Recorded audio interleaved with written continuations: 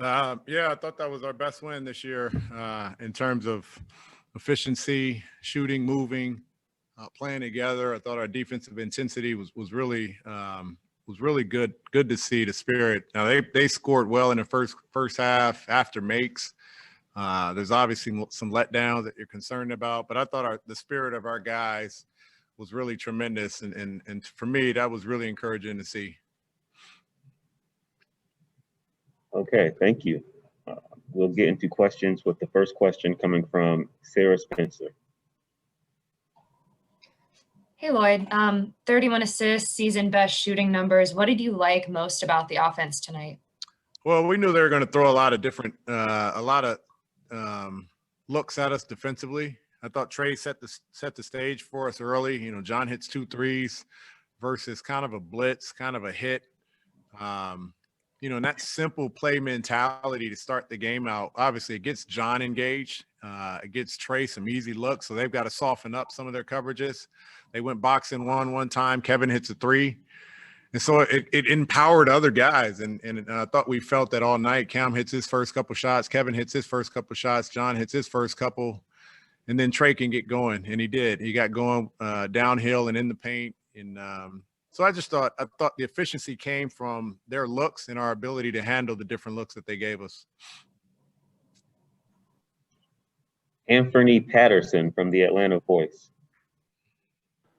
Hey, Coach, congratulations on the win. Of course, with this win, you break a 3-game home losing streak. From just from this game moving forward, what is the thing? Are you bringing up old news? Try not to. But my question is, what are some things you can take just from this game so that you can build momentum and turn it around and get a long win streak going? Yeah, you know, for me, I'm going to keep harping on availability. It felt great to know, you know, we didn't have to manage Gallo's minutes. You know, he was up to a 25-minute restriction, but I didn't feel like I had to pull him out to save minutes for later. And that's big. And it felt like there was a natural flow to how we were able to sub. I could keep him out there longer if he's going well. And I thought he was just moving the ball well in his first stint. But that's really the key, the availability, knowing there's no restrictions and guys are getting healthy. We're still missing bodies, but to have the bodies that we have and have them at pretty much full capacity helps out a lot. Andy.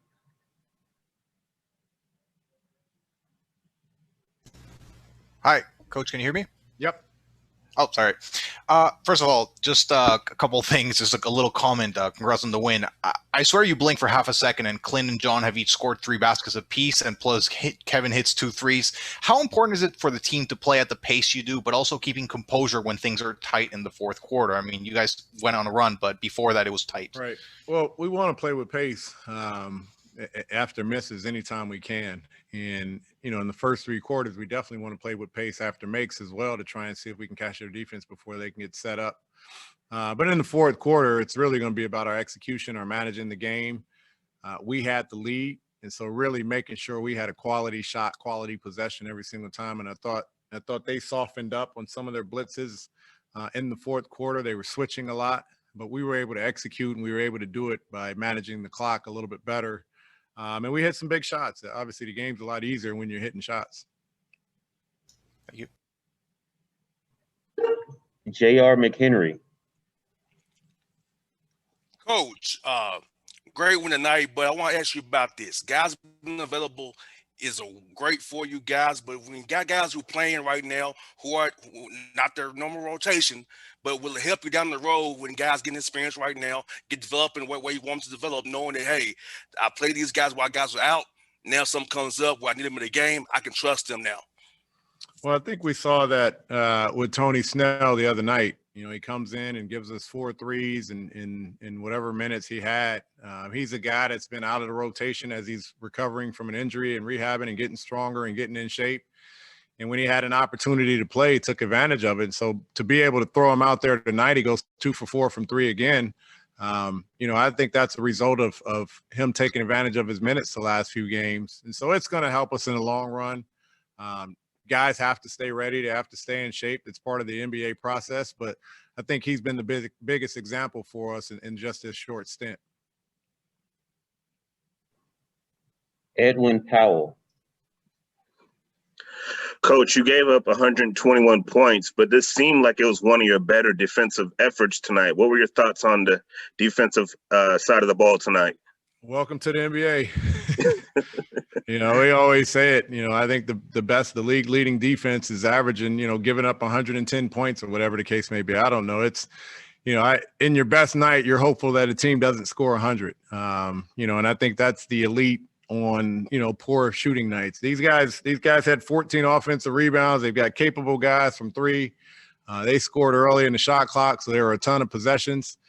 You know, that's just par for the course sometimes. It's just one of those things where if they're scoring, if we're scoring and we're scoring early, and I thought we were scoring early as well, they're going to get extra and they're going to get more possessions. They created a lot of extra possessions with the second chance and at the free throw line. You know, 16 free throws. The biggest thing that I was bothered by was them scoring after makes in the first half. We showed that at halftime, and then them getting to the free throw line, I believe, 16 times in the third quarter. So we obviously want to defend without fouling. We obviously should do a much better job in transition defense after made baskets. Other than that, I thought our guys were competing. Sarah Spencer. Lloyd, what do you see from Kevin Huerter? Obviously, shots are falling from three for him, but defensively as well. You know, he's getting there. I'm always on him. I want him to be more physical. I want him to be I think as a cerebral player, I need him to be a physical player and really kind of balance out his length and his positioning and his intelligence with that physicality of the game. He's a guy that's going to be on the court at the end of the games. He's been there for us the last few games in these close games. And so we're going to need that physicality. We've all talked about it. You know, we need all five guys to get in and get in the mix to keep them from getting offensive rebounds. That's kind of been our Achilles heel in the fourth quarter. And so that's an area for him to grow specifically when it comes down the stretch in the fourth quarter when he's on the floor. Jamila Johnson. Hey, Coach, 31 assists on 42 made shots. That's something that, of course, you like to see. Is that something that you like to see coming from the team, and what does that show about the team? You know, I talked about the spirit, and the reason why this was such a good game for us was the spirit was great. 31 assists is how you get great spirit. Ball movement, empowerment, guys feeling like they were part of every play. We made simple plays throughout the night. That's why you get good spirit when you're out there. And so the 31 assists, we always talk about one more. It's a we mentality. One more is what we preach. We did the drill before shoot around today, before the walkthrough, our one more drill. It empowers everyone. It empowers everyone to use their voice. That when you're open, yell one more. So we can create that type of spirit and energy throughout the course of the game. It's great when you get the results so you can run on that. Tanitra Batiste from 92.9 The Game. Hey, Coach, going back to the end of the third quarter, beginning of the fourth quarter, obviously Trey didn't start, was, you know, sitting at the beginning of the fourth quarter. But you look at the last couple games, a 16-0 run by the Lakers and 16-7, I think it was, by the Mavs. What was the difference this time in the end of the third quarter and the fourth, just to make sure that you didn't have that kind of run by the Raptors?